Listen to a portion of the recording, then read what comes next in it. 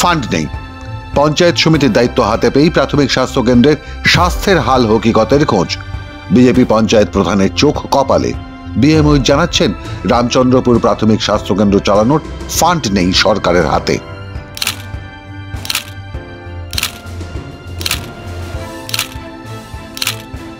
পঁয়ত্রিশ বছরের পুরনো এই রামচন্দ্র প্রাথমিক স্বাস্থ্য কেন্দ্র।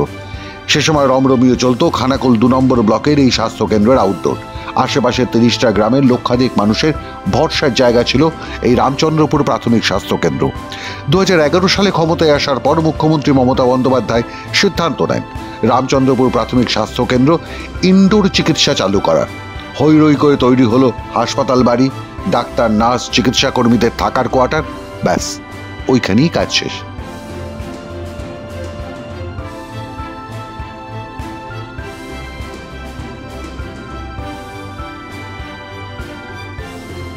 কারণ নির্মাণ কাজ চালালেই কাটমানি তোলাবাজির টাকা পকেটে। ইনডোর তো চালু হয়নি, আউটডোর চলছে। তো এই বন্যা এলাকা, তো বন্যা এই আমাদের এখানেতে 12 ফুট 13 ফুট করে পানি হয়ে যায়। পরিকল্পনা করেছিলেন কিন্তু উদ্বোধন হয়নি। বিল্ডিং পড়ে আছে, খালি গ্লাস ফ্লাস ভেঙে গেছে, ভিতরে অবস্থা নোংরা হয়ে ছেলেরা ঢিলফিল মেরে নোংরা হয়ে পড়ে আছে। আর এই যে বিল্ডিংয়ে এখন আউটডোর চলছে তার নিচে অবস্থা খুবই বিপজ্জনক, যে কোনো মুহূর্তে পড়ে যেতে পারে।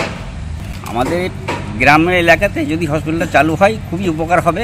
আরামবাগ অনেক দূরে, আমাদের গাড়ি ভাড়া করে যেতে হয়, একটা পশুর দিকে নিয়ে খুব বিপজ্জনক অবস্থায় আমাদের দিন কাটাতে হয়। তারপর 14 বছর কেটে গেছে, কেউ কথা রাখেননি। সেই থেকে একইভাবে তালাবন্ধ পড়ে আছে প্রাথমিক স্বাস্থ্য কেন্দ্রের নবনির্মিত ইনডোর ইউনিট।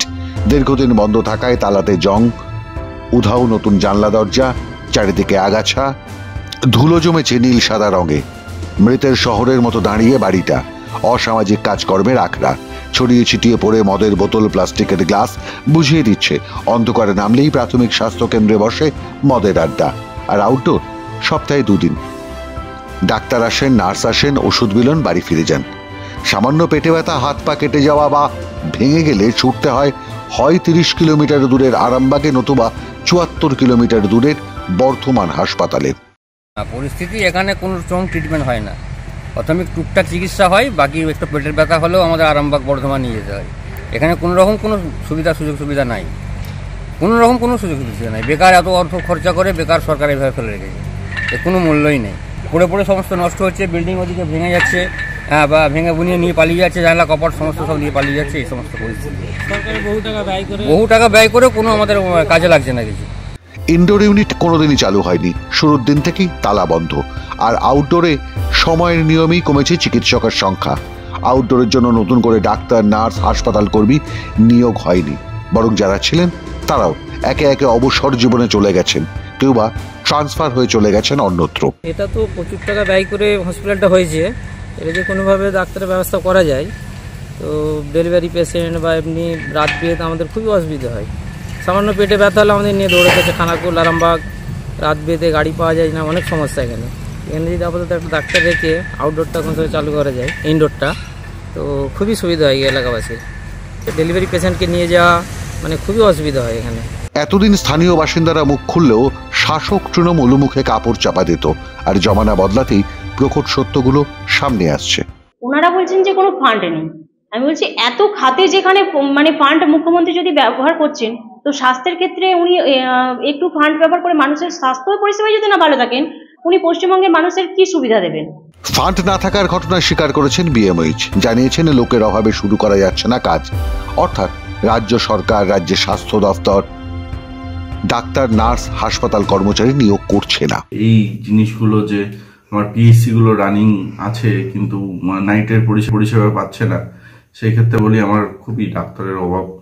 এবং ডাক্তার শুধু দিলে তো হবে না, নার্স চাই, একটা জিডিএস স্টাফ চাই, একটা জেড প্লাস সিকিউরিটি চাই। এই জায়গাগুলো আমি কিন্তু এখনো রিচ করতে পারছি না। সেই ক্ষেত্রে ঊর্ধ্বতন কর্তৃপক্ষকে আমার চিঠি করে জানানো আছে, স্বাস্থ্য ভবন থেকে সেই ব্যবস্থা হলে অবশ্যই সেগুলো চালু করবো আমরা। সেই বছর 32 আগের চাকরি পাওয়া গ্রুপ ডি কর্মচারী এখনো এইখানেই কাজ করেন, এখানেই থাকেন।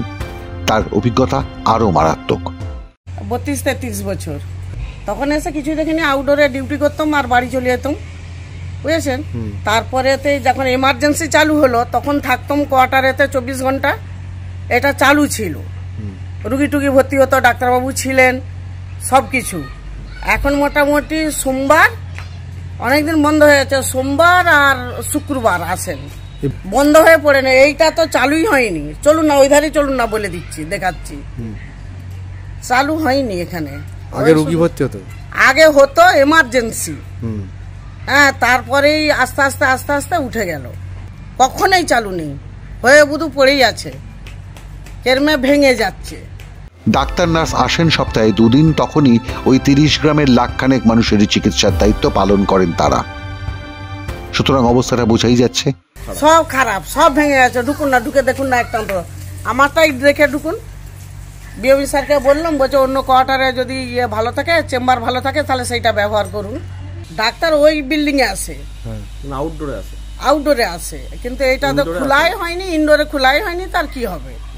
চাবি আর খোলেনি, কারণ স্বাস্থ্য পরিষেবা চালানোর অনেক হ্যাপা। ডাক্তার নার্স চিকিৎসাকর্মী নিয়োগ করতে হয়, তাদের বেতন দিতে হয়, হাসপাতালের বেড, আলো, পাখা, চেয়ার, টেবিল, ওষুধপত্রের পরিকাঠামো তৈরি করতে হয়, অনেক কাজ, অনেক অর্থ আর অনেক দায়িত্বের বিষয়। তার থেকে একটা বাড়ি করে দেওয়া হলো, নীল সাদা রং করা হলো, কাটমানি পকেটে, ব্যাস কাজ শেষ। এলাকার বিজেপি বিধায়ক পুরো বিষয়টা বিধানসভায় তুলেছিলেন, একটা সরকারি পরিদর্শনও হয়েছিল।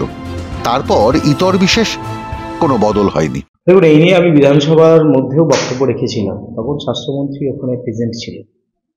তো বক্তব্য রাখার পর আমি দেখেছিলাম 2-4 দিন বাদে এরকম ওখানে আধিকারিকরা এসেছিলেন, তারা দেখে গেছেন, ব্যাস এইটুকুনি শেষ। আসলে পশ্চিমবঙ্গে স্বাস্থ্য ব্যবস্থা সম্পূর্ণ ভেঙে পড়েছে, গ্রামাঞ্চলে তো কিছুই নেই, প্রত্যেকটা গ্রামে একই অবস্থা, উপস্বাস্থ্য কেন্দ্রগুলো ভগ্নপ্রায় অবস্থা, গরু বাছুর চড়ছে, কোথাও মদের ঠেক। মাঝে বহিরাগতদের ভাড়াও দেওয়া হয়েছিল, আর পঞ্চায়েত সমিতি বিজেপির হাতে আসার পর বহিরাগতদের সেখান থেকে তাড়ানো হয়।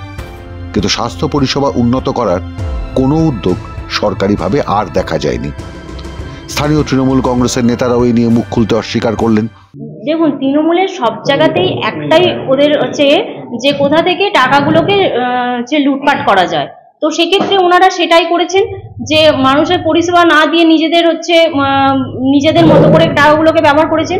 আগামী দিনে আমরা চেষ্টা করব যে বিভিন্ন জায়গায় আমরা এগুলো নিয়ে দরখাস্ত করতে, যে যাতে এই সব পরিষেবাগুলো মানে ভালোভাবে উন্নতি হয় এবং মানুষজন এইরকমভাবে কোনো রকম কুকীর্তি না করতে পারে। এবং সে কারণেই গ্রামাঞ্চলে ক্ষমতা আঁকড়ে রাখার এক অদম্য চেষ্টা তৃণমূল কংগ্রেসের। আজও একটিও তালা খোলেনি ইনডোর বিল্ডিংয়ে। আর স্বাস্থ্য পরিষেবা, সে তো ওই সপ্তাহে 2 দিন। রাজ্যের স্বাস্থ্যমন্ত্রীর নাম মনে আছে তো? ঠিক ধরেছেন, মমতা বন্দ্যোপাধ্যায়। মাধ্যম ব্যুরো রিপোর্ট।